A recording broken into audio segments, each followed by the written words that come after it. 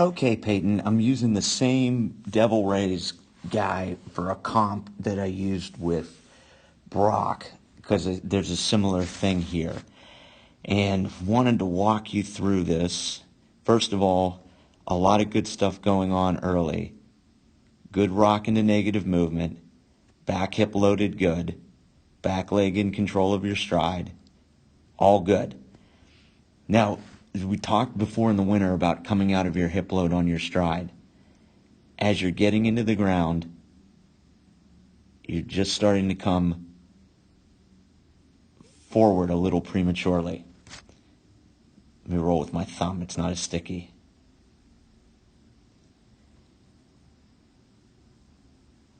Just starting to come out a little bit premature. See how your hips loaded?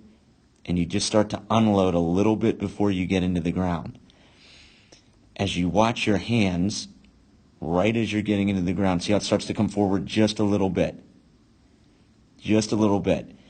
So in effect, you're just starting to swing before you're getting into the ground. And the end result is we're a little bit long to the ball and we're a little bit around. So let me show you what I mean with this Devil Rays guy as a comp. Everyone's got a different style. Nothing is absolute as far as what we do with our hands. But it's really hard to just hang statically.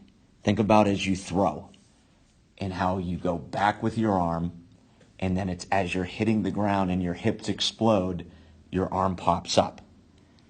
So as you watch this guy from the Devil Rays, see how he's still going back with his hands, and nothing has come forward as he gets to toe strike.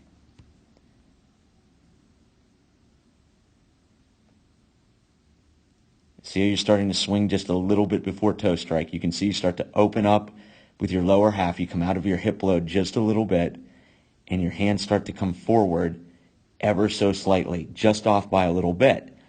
But that little bit of motion that we get there, as you watch here, I'm going to zoom, well, we'll stay zoomed out.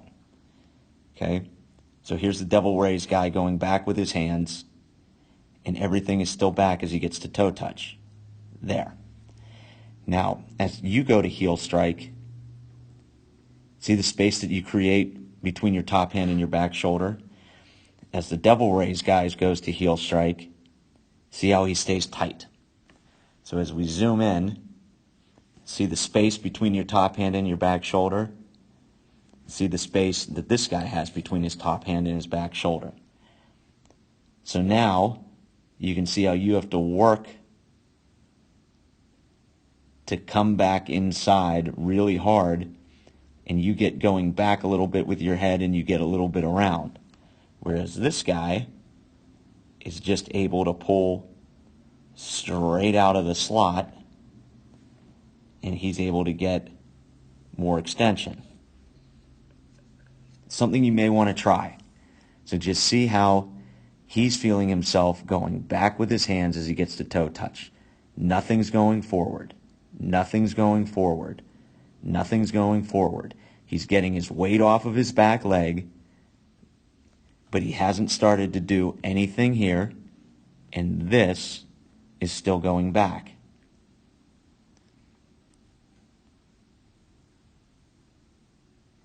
As you're getting into the ground, just coming out of your hip load a little bit, and you're just starting to move forward ever so slightly.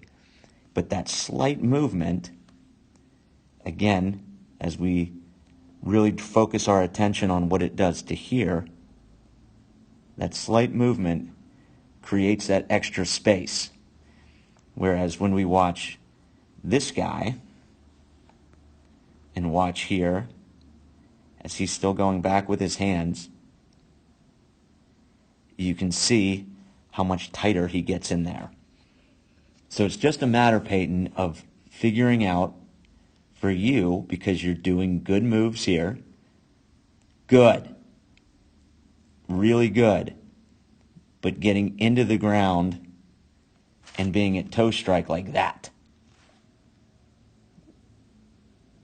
You can see how he's into the ground at toe strike. so that then when we get heel down, then we only start to come forward and we're able to pull straight out of the slot, staying connected and getting length, as opposed to starting a little bit early, coming out of our hip load and creating that extra space up top, the distance between our top hand and back shoulder, and making us fight like crazy to try to get back inside, and it gets us going around a little bit.